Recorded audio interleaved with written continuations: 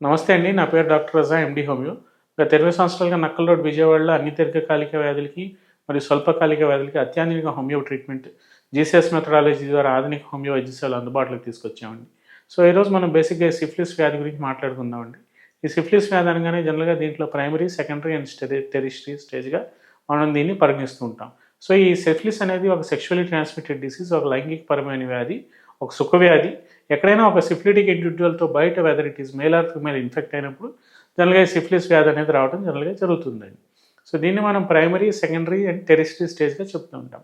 So primary అంటే ప్రాథమిక దశ లక్షణాలు ఏవైతే మనకి మేల్స్లో మనం తీసుకుంటే అంగం ముందు బాగా పొక్కుల్లాగా రావటం, ఒక రకమైన అఫెన్సివ్ ఫౌల్ స్మెల్లింగ్ డిశ్చార్జ్, ఒక రకమైన నీసు వాసనలాగా రావటం, మూత్రంలో మంట ఉండటం, జనరల్గా మూత్రం పోసేటప్పుడు మంట ఉండటం, యూరిన్ కూడా మొత్తం బ్లాడర్ అనేది ఇవాక్యువేట్ ఖాళీ అవ్వకుండా ఉండటం.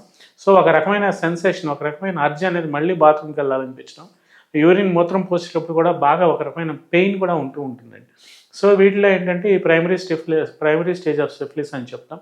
అదే సెకండరీ స్టేజ్ ఆఫ్ సిఫిలిస్లో మనం తీసుకుంటే జనరల్గా యురెత్రా ఏదైతే లోపల మనకి మెయిన్ ఆర్గన్ యూరిన్ పోసే యురెత్రల్ ట్యూబ్ ఏదైతే ఉంటుందో యురెథ్రైటిస్, ఆ ఇన్ఫెక్షన్ రావడం, యూరినరీ బ్లాడర్లో కూడా ఇన్ఫెక్షన్ రావడం, లోపల యూరినరీ సంచి లోపల ఏదైతే మనకి పొరలు ఉంటాయో ఆ పొరల్లో కూడా ఇన్ఫెక్షన్ రావడం, దీన్ని మనం సిస్టైటిస్ అని చెప్తుంటాం. అంటే యూరినరీ బ్లాడర్ ఇన్ఫెక్షన్ రావడం, జనరల్గా ఈ విపరీతమైన మంట, నొప్పి, దురద అది కూడా ఉండటం అనేది జనరల్గా జరుగుతూ ఉంటుంది. అలాగే టెరిషరీ స్టేజ్ ఆఫ్ సిఫిలిస్లో తీసుకుంటే మెయిన్గా ఆర్గాన్స్ ఏవైతే ఉంటాయో కొంతమందికి కళ్ళకి ఎఫెక్ట్ అవ్వటం, కొంతమందికి హార్ట్కి ఎఫెక్ట్ అవ్వటం, కొంతమందికి ఊపిరితిత్తులకు ఎఫెక్ట్ అవ్వడం అనేది కూడా ఈ సిఫిలిస్లో జనరల్గా జరుగుతూ ఉంటుంది. సో దీంట్లో మనం జనరల్గా తీసుకుంటే ఈ సిఫిలిస్లో మన గుండె సమస్యలు కూడా కొంతమందికి వచ్చే ఎండోకార్డైటిస్ అనే ఒక సమస్య కూడా మనకి ఈ గుండె హార్ట్ మీద ఎఫెక్ట్ అయ్యే ఛాన్స్ అనేది ఉంటూ ఉంటుంది. అలాగే మనం ఊపిరితిత్తుల్లో తీసుకుంటే న్యూమోనియా లాగా రావడం కూడా జనరల్గా జరుగుతూ ఉంటుంది. సో ఇవన్నీ మనం చూసుకుని కన్సిడరేషన్గా పేషెంట్ యొక్క వ్యాధి తీవ్రత బట్టి ఆ లక్షణాలు బట్టి మనం హోమియోపతిలో ట్రీట్మెంట్ అనేది స్టార్ట్ చేయడం అనేది జరుగుతుందండి. నమస్తే.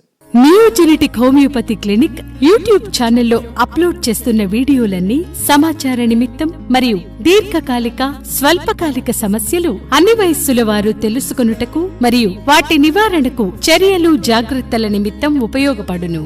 మా వీడియోలు నచ్చినట్లయితే లైక్ చేయండి, మా ఛానల్ను సబ్స్క్రైబ్ చేయండి.